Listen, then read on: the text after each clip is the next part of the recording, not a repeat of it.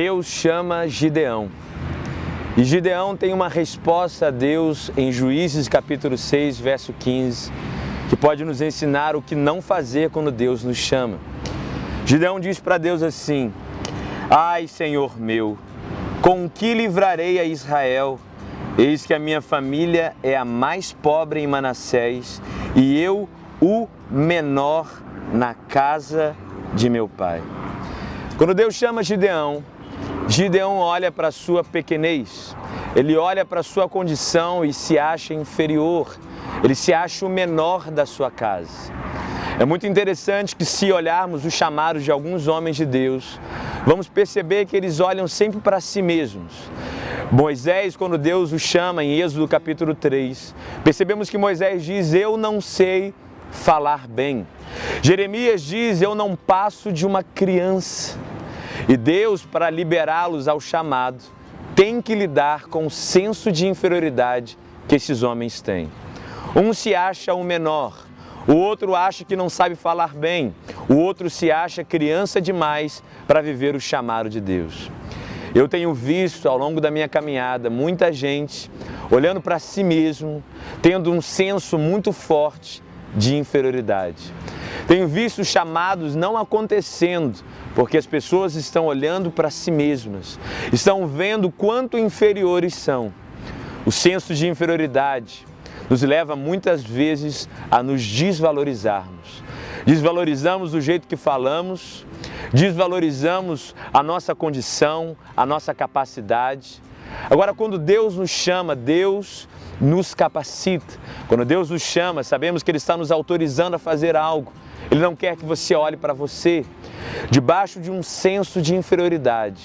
Muitas vezes, tantas vezes, recusamos ao chamado de Deus porque vemos a nossa incapacidade. Diante do senso de inferioridade, olhamos muitas vezes também para aquilo que nós não temos, para aquilo que nós não possuímos. O foco de alguém que tem um senso de inferioridade é aquilo que ela não tem e aquilo que ela não é. Ela olha o carro que não tem, a condição financeira que não possui, a capacidade de pregar que ela não tem, a capacidade de não escrever que ela tem. E muitas vezes, por olhar isso, por olhar a sua condição de fraqueza, recusa o chamado de Deus. Tome muito cuidado para não colocar a sua atenção naquilo que você não tem e naquilo que você não é. Muitas vezes a mídia coloca um foco tão alto, tão inalcançável. A beleza, o conceito de beleza é Gisele Bündchen.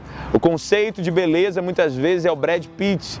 E muitas mulheres e muitos homens se acham feios porque se olham no padrão desse mundo. No padrão desse mundo, o sucesso é ter isso, é ter aquilo, é ter tantos números. E as pessoas colocam o seu coração nessa ilusão criada pelo sucesso do mundo. Estão sempre se desmerecendo, dizendo que não são, dizendo que o ministério que tem não é tão importante assim, se inferiorizando tanto que se desanimam, que param o que estão fazendo para Deus.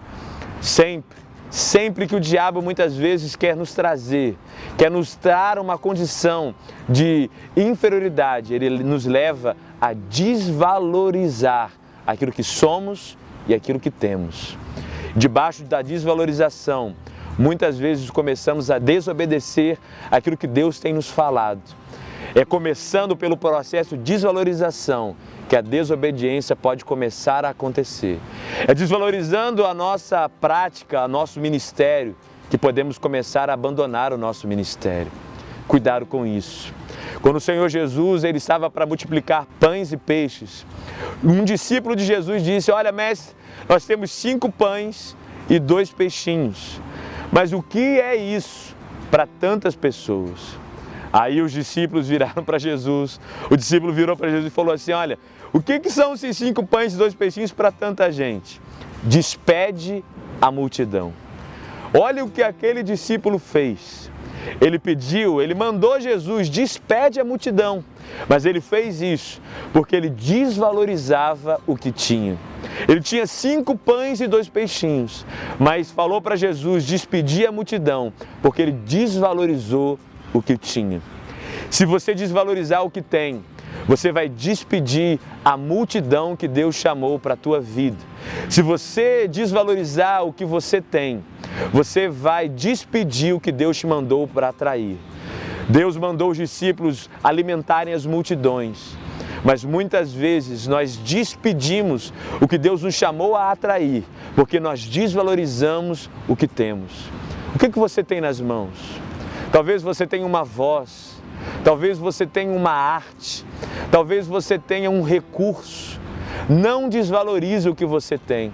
Para você pode parecer 5 pães e 2 peixinhos, pode parecer bem pouco, mas dê aquilo que Deus te deu. Distribua aquilo que Deus te deu. Quem desvaloriza o que tem, acaba despedindo a multidão que Deus mandou você atrair. Não perca o seu chamado pela desvalorização do que você tem. Valorize o que você recebeu de Deus. Faça como Jesus. Pegue os 5 pães e 2 peixinhos e dê graças a Deus. Agradeça a Deus pelo dom que você recebeu, pela igreja que você tem, pela família que você tem. Valorize a si mesmo. Valorize o dom de Deus na tua vida. Valorize o teu chamado. É valorizando o chamado de Deus que você vai fazer como Jesus. Você vai repartir, você vai dar aquilo que Deus te mandou entregar. Você vai abençoar as pessoas e você vai ver a multiplicação que Deus pode fazer com alguém que resolveu valorizar o seu chamado, com alguém que resolveu obedecer. Para de dizer que você não é ninguém. Para de se inferiorizar. Pare de fechar a porta do teu quarto e dizer que você não é ninguém. Que você não tem a voz como a Nívia Soares ou como o Fernandinho. Que você não prega como fulano de tal. Pare de desvalorizar o seu chamado, porque o seu chamado pode alimentar muita gente. O seu chamado, como Gideão foi. Gideão deixou o senso de inferioridade de lado e foi obedecer à voz de Deus. E Deus usou ele como um libertador. Usou Moisés como libertador, usou Jeremias como um profeta. Valorize, porque é debaixo da valorização, da gratidão do que temos, que Deus multiplica aquilo que nós temos. Valorize você, valorize o seu chamado e Deus vai usar a sua vida de forma sobrenatural.